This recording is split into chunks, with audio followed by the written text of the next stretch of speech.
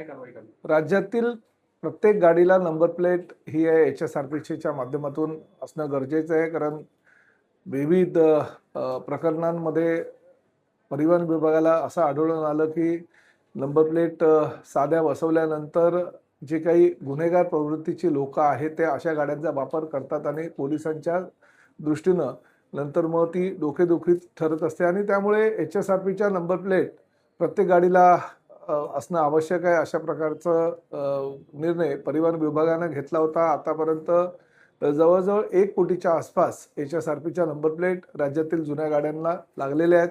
नवीन गाड्या ज्या येतात शोरूममधनं त्यांना HSRPचे नंबर प्लेट असतातच, परंतु जुन्या गाड्यांपैकी साधारणतः 55 ते 56% गाड्या आजपर्यंत रजिस्टर झालेल्या आहेत, त्यांनी HSRPच्या नंबर प्लेट लावलेल्या आहेत. 31 डिसेंबरपर्यंत ही मुदत आहे.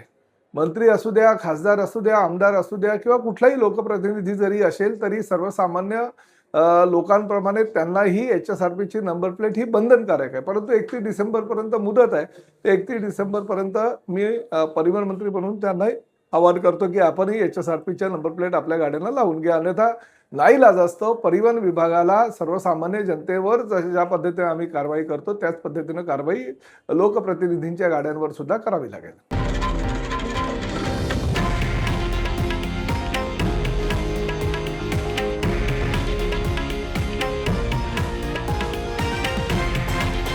हे आहे देशातील नंबर 1 न्यूज नेटवर्क आणि आपण पाहत आहात TV9 मराठी, एकमेव.